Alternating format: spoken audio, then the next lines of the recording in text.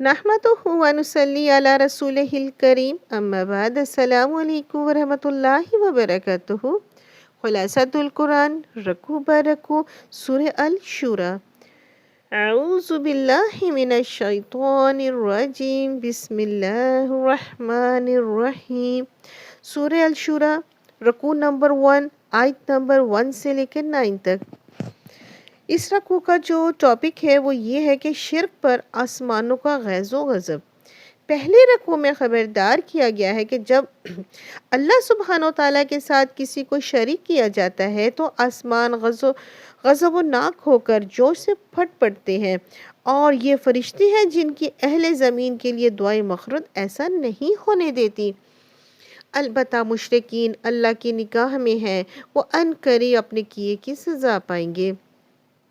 نبی کریم صلی اللہ علیہ وسلم کی ذمہ داری ہے کہ اہل مکہ اور اہل اطراف میں بسنے والوں تک اللہ کا پیغام پہنچا دیں اور انہیں آخرت کی جواب دہی کے حوالے سے خبردار کریں۔ آپ صلی اللہ علیہ وسلم کی دعوت قبول کرنے والے جنت میں اور قبول نہ کرنے والے ظالم دہکتے ہوئی آگ میں ہوں گے۔ رکوع نمبر 2 آیت نمبر 10 سے لے کے 19۔ اس رکوع کا جو ٹاپک ہے وہ یہ ہے اقامت دین کا حکم۔ دوسرے رکوع میں ہدایت دی گئی ہے کہ اپنے جملہ معاملات میں اللہ ہی کو حاکم مانو، اس لیے کہ وہی تمہارا خالق ہے، مالک اور رازق ہے۔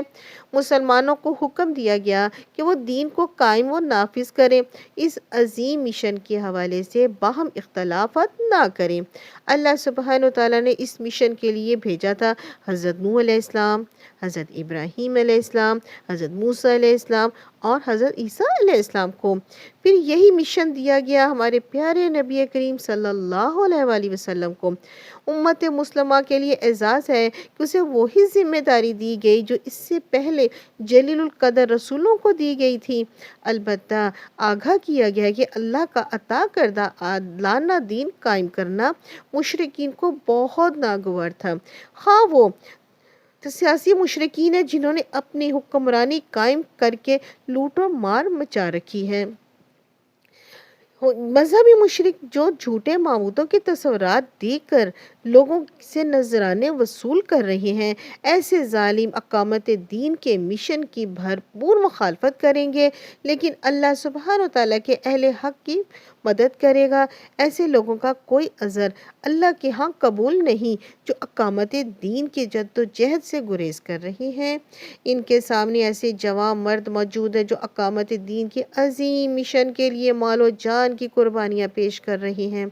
اس مشن سے گریز کرنے والوں پر اللہ سبحانہ و تعالیٰ کا غضب نازل ہو کر رہے گا۔ کتاب اور شریعت کا عطا کیا جانا محض حصول ثواب یا ایصال ثواب کے لیے نہیں بلکہ عمل اور نفاذ کے لیے ہے۔ جو لوگ ایسا نہیں کر رہے وہ آگاہ ہو جائیں کہ روز قیامت ان سے پوچھا جائے گا کہ تم نے احکامات شریعت کے نفاذ سے کیوں گریز کیا۔ اس حقیقت کا احساس کر کے سچے اہل ایمان ڈرتے ہیں۔ البتہ آخرت میں جواب دہی کے حوالے سے وہی لوگ جھگڑتے ہیں جو بہت دور کی گمراہی میں ہیں۔ رکوع نمبر 3 آیت نمبر 20 سے لے کر 29۔ اس رکوع کا جو ٹاپک ہے وہ یہ ہے کیا خود ساختہ معبودوں نے کوئی شریعت دی ہے؟ تیسرے رکوع میں بیان کیا گیا ہے کہ خود ساختہ معبودوں کی عبادت کرنے والے خود غرض ہیں۔ ان معبودوں سے کوئی شریعت تو دی نہیں جس کے نفاذ یا اس پر عمل کے لیے مشقت اٹھانی پڑے۔ اس کے علاوہ مشرکین چاہتے ہیں کہ ان کے معبود دنیا میں بھی ان کی مشکلات آسان کریں اور آخرت میں بھی ان کے سیاہ اعمال کی بخشش کے لیے اللہ کی بارگاہ میں شفاعت کریں۔ ان ظالموں کی یہ خواہش پوری نہ ہوگی اور انہیں اپنے اعمال کی بدترین سزا ملے گی۔ ان کے علاوہ سچے مومن جنہوں نے شریعت پر عمل اور اس کے نفاذ کے لیے قربانیاں دی ہوں گی، ایسے باغات میں ہوں گے جہاں ان کی ہر خواہش کی تسکین کی جائے گی۔ اللہ سبحانہ و تعالیٰ دعائیں بھی انہی کی قبول کرتے ہیں جو اللہ کی پکار پر لبیک کہہ کر مال و جان کی قربانیاں دیتے ہیں۔ اس کے علاوہ جو لوگ اللہ کے احکامات سے پہلو تہی کرتے ہیں ان کے لیے دعاؤں کی قبولیت تو دور بلکہ شدید عذاب ہوگا ان کے لیے۔ رکوع نمبر 4 آیت نمبر 30 سے لے کر 43۔ اس رکوع کا جو ٹاپک ہے وہ یہ ہے اقامت دین کے لیے جد و جہد کرنے والوں کے اوصاف۔ چوتھے رکوع میں اقامت دین کے لیے جد و جہد کرنے والوں کے اوصاف بیان کیے گئے ہیں۔ وہ دنیا کے عارضی اور کم تر نعمتوں کے مقابلے میں آخرت کی دائمی اور برتر نعمتوں کو ترجیح دیتے ہیں۔ وہ اپنے اسباب کی قلت سے مایوس نہیں ہوتے، وہ باطل کی قوت و کثرت وسائل سے مرعوب نہیں ہوتے، ان کا مکمل بھروسہ اللہ پر ہوتا ہے۔ وہ بڑے بڑے گناہوں اور بے حیائی کی باتوں سے اجتناب کرتے ہیں اور غصے یا جذبات کی شدت سے کوئی اقدام نہیں کرتے، بلکہ ان کی کیفیات میں مخالفین سے درگزر کرتے رہتے ہیں۔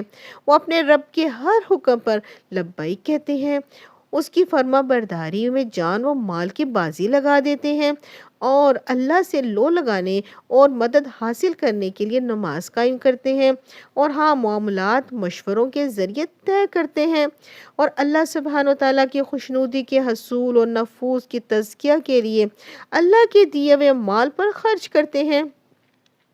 جب ان پر زیادتی ہوتی ہے تو وہ بدلہ لیتے ہیں۔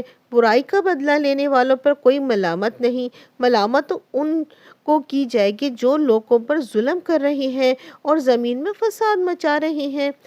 جب تک اتنی قوت نہیں کہ ظالموں سے ان کی برائی کا بدلہ لیا جائے تو ایسے میں انہیں معاف کر دینا ہی باعث اجر و ثواب ہے اور بلا شبہ یہ بہت ہی ہمت کا کام ہے۔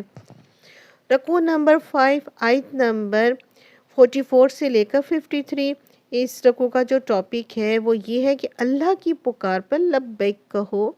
پانچویں رکوع میں للکارنے کے اسلوب میں دعوت دی گئی ہے کہ اللہ کی پکار پر لبیک کہو۔ اس سورہ مبارکہ میں اللہ سبحانہ وتعالیٰ کی ایک ہی پکار سامنے آئی، یعنی اللہ کے دین کو غالب کرنے کے لیے جد و جہد کرو۔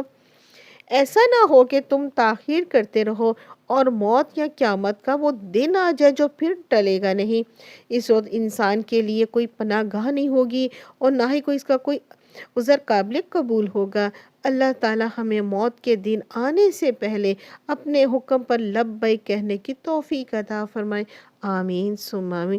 یہاں ہماری سورہ شورى کمپلیٹ ہوئی۔ ملیں گے نئی سورج کے ساتھ، جب تک کے لیے اللہ حافظ۔